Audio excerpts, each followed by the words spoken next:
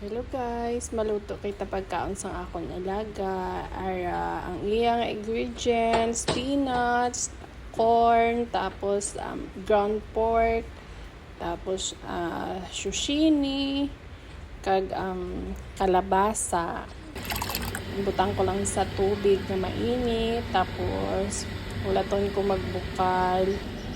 Tapos ibutang ang shushini, kalabasa, kag corn.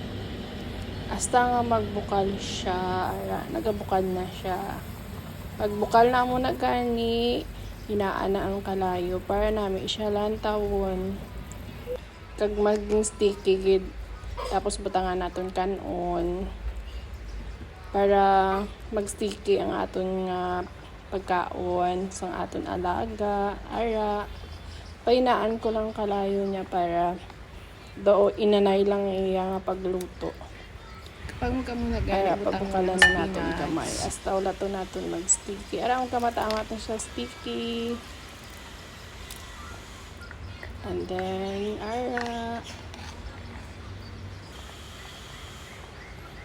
hasta, na. Kung mag-amuna na siya ka-sticky, okay na siya. Ready na.